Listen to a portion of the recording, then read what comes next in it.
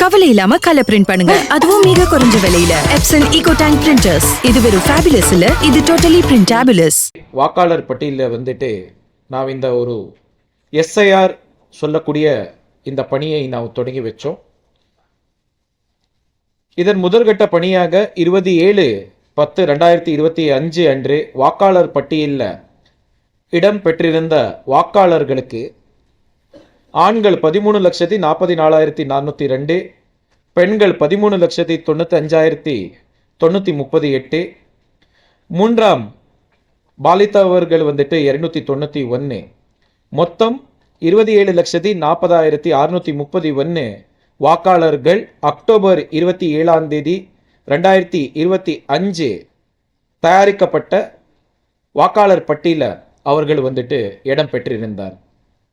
அதற்கு தொடர்ந்து மதுரை மாவட்டத்தில் இருக்கக்கூடிய அனைத்து வாக்காளர்களுக்கு நேரடியாக வீடுகளுக்கு சென்று எனுமரேஷன் ஃபார்ம்ஸ் வாக்குச்சாவடி அலுவலர்கள் மூலமாக 4/11/2025 முதல் அவர்களுக்கு விநியோகம் செய்யப்பட்டது. பூர்த்தி செய்யப்பட்ட படிவங்கள் பெறப்பட்டு பதிவேற்றம் செய்யப்பட்டு வரைவு வாக்காளர் பட்டியல் தயார் செய்து இன்று தினம் 19/12/2025 வரைவு பட்டியல் வந்துட்டு மதுரை மாவட்டத்தில் நாம் வெளியிடக்கிறதுக்கு முயற்சி எடுத்திருக்கோம். இன்று வெளியிடப்படும் பட்டியல் மதுரை மாவட்டத்தில் உள்ள 10 சட்டமன்ற தொகுதிகளும் சேர்ந்து ஆண்கள் 11,58,601 வாக்காளர்கள், பெண்கள் 12,01,319 12,01,319 மற்றும் மூன்றாவது பாலினத்துக்கு சேர்ந்த 237 ஆக மொத்தம் 23,60,157 வாக்காளர்கள் இடம்பெற்றுள்ளார்கள். கணப்பணியின் மூலம் முகவரி இல்லாதவர்களுடைய எண்ணிக்கை மதுரை மாவட்டத்தில் 38,036 ஆகும். குடியிருப்பு மாறியவர்களுடைய எண்ணிக்கை 2,30,668 ஆகும். இருந்தவர்களுடைய எண்ணிக்கை 94,432 94,432 ஆகும். டபுள் என்ட்ரி ஆல்ரெடி என்ரோல்டு அவருடைய எண்ணிக்கை 11,336. மற்றவை 602 ஆக மதுரை மாவட்டத்தில் மொத்தம் 3,80,474 வாக்காளர்களுடைய பேர் நீக்கம் இன்று தினம் செய்யப்பட்டுள்ளன. மேலும் 19/12/2025 முதல் 18/1/2026 வரை நம்மளுக்கு period for filing claims and objection அன்று வந்துட்டு நம்மளுடைய இந்திய தேர்தல் ஆணையத்திலிருந்து இங்கே வந்திருக்கக்கூடிய அனைத்து அரசு கட்சிகளுக்கு கூட இந்த ஒரு தகவல் வந்துட்டு இந்திய தேர்தல் ஆணையத்திலிருந்து நாம் கொடுத்திருக்கோம். இங்கே வந்திருக்கக்கூடிய மதுரை மாவட்டத்தில் இருக்கக்கூடிய 6 நேஷனல் ரெக்கக்னைஸ்ட் பொலிட்டிக்கல் பார்ட்டிஸ், குறிப்பாக Aam Aadmi Party, Bahujan Samaj Party, Bharatiya Janata Party, Communist Party of India Marxist, Indian National Congress, National People's Party மற்றும் recognised state political parties All India Anna Dravida Munnetra Kazhagam, Dravida Munnetra Kazhagam, Desiya Murpokku Dravida Kazhagam, Communist Party of India, Naam Tamilar கட்சி, விடுதலை சிறுத்தைகள் கட்சி போன்ற 12 மதுரை மாவட்டத்தில் ரெக்கக்னைஸ்ட் பொலிட்டிக்கல் பார்ட்டிஸ் உள்ளன. உங்கள் எல்லாருக்குமே தெரிஞ்சிருக்கிறபடி மதுரை மாவட்டத்தில் 10 சட்டமன்ற தொகுதிகள் இருக்கு. அக்டோபர் 2025 மதுரை மாவட்டத்தில் இருந்த வாக்குச்சாவடி மையங்களுடைய எண்ணிக்கை 2,752. இந்த எஸ்ஐஆர் பணிக்கு பிறகு மதுரை மாவட்டத்தில் இருக்கக்கூடிய போலிங் ஸ்டேஷன்ஸ்களுடைய எண்ணிக்கை 3,076. ஒட்டுமொத்தமாக இந்த 3,076 வாக்குச்சாவடி மையங்கள் 1,198 வாக்குச்சாவடி இடங்களில் இருக்கு. கிராமப்புற பகுதியில் 760 இடங்களில், நகரப்புற பகுதியில் 438 இடங்களில் இருக்கு. அக்டோபர் மாதத்தில் நம்ம அப்போ இருந்த 2752 வாக்குச்சாவடி மையங்கள் 1165 இடங்கள்ல இருந்தது.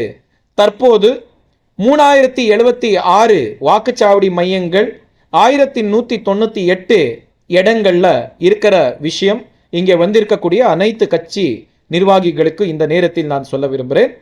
ஒவ்வொரு சட்டமன்ற தொகுதிக்கும் கூட ஒரு தேர்தல் பதிப்பு அலுவலர் என்ற முறையில் அந்தந்த வட்டாரத்துடைய கோட்டாட்சியர், சாராட்சியர் போன்ற மாநகராட்சி உடைய அலுவலர்கள் சேர்ந்து 10 சட்டமன்ற தொகுதிக்கு கூட 10 இஆர்ஓஸ்கள் நாம் நியமனம் பண்ணியிருக்கோம். அதே போல மதுரை மாவட்டத்தில் இஆர்ஓஸ்களுக்கு உதவி செய்யும் வகையில் 20க்கு மேற்பட்ட அசிஸ்டன்ட் எலக்டோரல் ரிஜிஸ்ட்ரேஷன் ஆஃபீஸர்ஸ் மற்றும் additional assistant electoral registration officer என்றும் நாம் நியமனம் பண்ணியிருக்கோம். இந்த பூத் லெவல் ஆஃபீஸர்ஸ்களுடைய பணிகளை மேல் பார்வை பார்க்கறதுக்காக மதுரை மாவட்டத்தில் 290 பிஎல்ஓ சூப்பர்வைசர்ஸ்கள் நம்ம தேர்தல் ஆணையமிலிருந்து நாம் நியமனம் பண்ணியிருந்தோம். கட்சிகள் சார்பில் மதுரை மாவட்டத்தில் 12072 பூத் லெவல் ஏஜென்ட்ஸ்கள் நம்முடைய அனைத்து கட்சிகள் சார்பில் வந்துட்டு நீங்கள் நியமனம் பண்ணியிருந்தீங்க. மதுரை மாவட்டம் பொறுத்தவரை 5 சட்டமன்ற தொகுதிகளுக்கு 2002 எஸ்ஐஆர் நடந்தது. மீதி உள்ள 5 சட்டமன்ற தொகுதிகளுக்கு 2005 எஸ்ஐஆர் நடந்திருந்தது. ஏற்கனவே நான் சொன்னபடி அக்டோபர் 27 2025 ஆண்டு நம்ம எஸ்ஐஆர் தொடங்குறதுக்கு முன்பு இருந்த வாக்காளர்களுடைய எண்ணிக்கை 27,40,631 ஆகும். தற்போது எஸ்ஐஆர் பணிகளுக்கு பிறகு நம்முடைய வரைவில் பட்டியல பேர் இருக்கவர்களுடைய வாக்காளருடைய எண்ணிக்கை 23,60,157. ஒட்டுமொத்தமா இந்த வரைவு பட்டியல் பேர் இல்லாத நபர்களுடைய எண்ணிக்கை 3,80,474.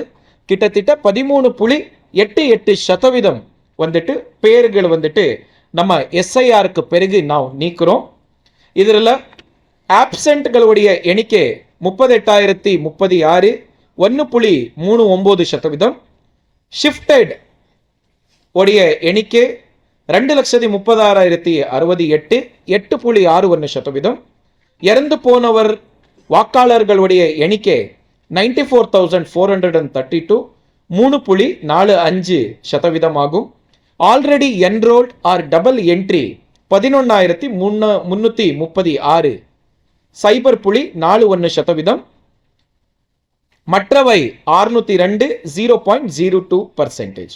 ஒட்டுமொத்தமா 3,80,474 நபர்கள் வாக்காளர்கள் 13.88% வந்துட்டு இந்த வரைவல் பட்டியல பேர் இல்லாத வாக்காளர்கள் இருக்காங்க. அந்தந்த இஆர்ஓ அலுவலகத்தில் இந்த பேர் படாத இந்த நபர்களுடைய லைன் லிஸ்ட் நம்முடைய இஆர்ஓ ஆஃபீஸ் உடைய நோட்டீஸ் போர்டில் அனைத்து நபர்களுடைய தகவலுக்காக நாம் கொடுக்க போகிறோம். இது மட்டும் இல்லாமல் இன்று முதல் ஜனவரி 18 வரைக்கும் அனைத்து பொதுமக்களும் கூட கிளைம்ஸ் அண்ட் அப்ஜெக்ஷன்ஸ் கொடுக்கறதுக்காக தேர்தல் ஆணையமிலிருந்து உங்களுக்கு நான் வாய்ப்பு கொடுக்குறோம். இந்த கிளைம்ஸ் அண்ட் அப்ஜெக்ஷன் சொன்னால் நம்ம மதுரை மாவட்டத்தில் சில நபர்களுக்கு நம்ம வீடுக்கு போகும்போது அந்த வாக்காளர்களுக்கு 2002, 2005 இருந்தவருடைய பேருடைய நாம் மேப் பண்ணுறதுக்கு முயற்சி எடுத்திருந்தோம். ஒரு பட்சத்தில் அவரோ அவருடைய குடும்ப உறவினருடைய பேர் 2002, 2005 இல்லாத நேரத்தில் ஏதாவது ஒரு குடும்ப உறவினருடைய பேருடைய புரோஜினி என்ற ஒரு கணக்கில் வந்துட்டு நாம் நம்முடைய வாக்காளர்கள்னா நாம் மேப் பண்ணியிருந்தோம். இது ரெண்டுக்கு போக மதுரை மாவட்டத்தில் மேப் பண்ண முடியாத வாக்காளர்கள் அவர் அந்தந்த சட்டமன்ற தொகுதியில் வாசிப்பவர்கள் அங்கே இருக்கிற வாசிக்கக்கூடிய வாக்காளர்கள் தான் அவர் இந்த டெத் ஆப்சென்ட் ஷிஃப்டட் இல்லாமல் அங்கே குடியிருக்காங்க. பட் ஆனால் சில காரணங்களால் அவராலேயோ இல்லை அவருடைய குடும்ப உறவினரோ 2002, 2005 நடந்த எஸ்ஐஆரில் பேர் இல்லாத நபர்களுடைய எண்ணிக்கை மதுரை மாவட்டத்தில் 14,781, 0.54%. இந்த 14,781 நோ மேப்பிங் சொல்லக்கூடிய வாக்காளர்களுக்கு அந்தந்த சட்டமன்ற தொகுதியுடைய இஆர்ஓக்கள் மூலமா நோட்டீஸ் வழங்கப்படும். இந்த நோட்டீஸ் பெறக்கூடிய 14,781 நபர்கள் அவர் அந்த சட்டமன்ற தொகுதியில் அவர் குடியிருக்கிறதுக்கு தேர்தல் ஆணையமிலிருந்து கொடுக்கப்பட்ட ஏதாவது ஒரு ஆவணங்கள் இஆர்ஓ அவர்களுக்கு கொடுத்து இஆர்ஓவுக்கு அவர் அங்கே வாசிக்கிறதுக்காக ஆவணங்கள் வந்துட்டு சமர்ப்பிக்க வேண்டும். விரிவான விசாரணை இஆர்ஓ ஏஇஆர்ஓ மூலமா நடக்கப்பட்டு இந்த நோ மேப்பிங் அவர்களுடைய பேரு வாக்காளர் பட்டியலில் சேர்க்கணுமா வேண்டாமா என்ற ஒரு முடிவை அந்தந்த இஆர்ஓ ஏஇஆர்ஓ இவர் கொடுக்கக்கூடிய ஆவணங்கள் வச்சுட்டு நம்முடைய முடிவு வந்துட்டு இதே காலகட்டத்தில் 19/12/2025 முதல் 18/1/2026 வரைக்கும் நடக்கக்கூடிய இந்த காலகட்டத்தில் இந்த நோட்டீஸ் வழங்கப்படும் வாக்காளர்கள் கூட தம்முடைய ஆவணங்கள் அங்கே குடியிருக்கக்கூடிய ஆதாரங்கள் வந்துட்டு இஆர்ஓ ஏஇஆர்ஓகளுக்கு கொடுக்க வேண்டும் என்ற ஒரு விஷயத்தை இந்த நேரத்தில் நான் சொல்ல விரும்புகிறேன். அது மட்டும் இல்லாமல் இந்த கிளைம்ஸ் அண்ட் அப்ஜெக்ஷன்ஸ் பொதுமக்களால் கூட வரதுக்கு வாய்ப்பு இருக்கும், நம்முடைய வாக்காளர்களிருந்து கூட வரதுக்கு வாய்ப்பு இருக்கும், கட்சி நிர்வாகிகள் மூலமாக கிளைம்ஸ் அண்ட் அப்ஜெக்ஷன்ஸ்கள் வரதுக்கு வாய்ப்பு இருக்கும். நீங்கள் கொடுக்கக்கூடிய கிளைம்ஸ் அண்ட் அப்ஜெக்ஷன்ஸ் அந்தந்த இஆர்ஓ ஏஇஆர்ஓ 19/12/2025 முதல் 18/1/2026 வரைக்கும் நீங்கள் ஃபைல் பண்ணக்கூடிய கிளைம்ஸ் அண்ட் அப்ஜெக்ஷன்ஸ்களுக்கு அவர் விரிவான புல விசாரணை செஞ்சு நோட்டீஸ் வழங்க வேண்டியது இருந்தால் நோட்டீஸ் வழங்கி அதுக்கு டிஸ்போஸ் பண்ணுறதுக்கு நடவடிக்கைகள் கன்சர்ன் இஆர்ஓஸ்கள் எடுப்பாங்க. ஒரு பட்சத்தில் இஆர்ஓ எடுக்கக்கூடிய முடிவு அந்த வாக்காளர் கொடுக்கக்கூடிய ஆவணங்கள் வச்சு சமாதானகரமாக இருந்தால் அவருடைய பேரு பட்டியலில் சேர்த்துவாங்க. அதுக்கு வேற ஏதாவது நிர்வாகிகளுக்கு ஆட்சேபனைகள் இருந்தால் ஒரு பட்சத்தில் ஆவணங்கள் ஆதாரங்கள் சமாதானகரமாக இல்லைன்னா அவருடைய பேர் நீக்கிறதுக்கு முடிவெடுப்பாங்க. அதுக்கு ஏதாவது ஒரு ஆட்சேபனைகள் இருந்தால் நீங்கள் உடனடியாக உங்களுடைய முதலாவது அப்பீல் என்ற முறையில் நீங்கள் அந்தந்த இஆர்ஓஸ்களுக்கு நீங்கள் அப்பீல் கொடுக்கலாம். அது கூட 19/12/2025 முதல் 10/2/2026 வரைக்கும் notice phase issuance hearing and verification of the notices என்ற பேரில் கன்சர்ன்ட் இஆர்ஓஸ்கள் கன்கரண்ட்லி இந்த வேலையை அவர் செய்வார்கள்.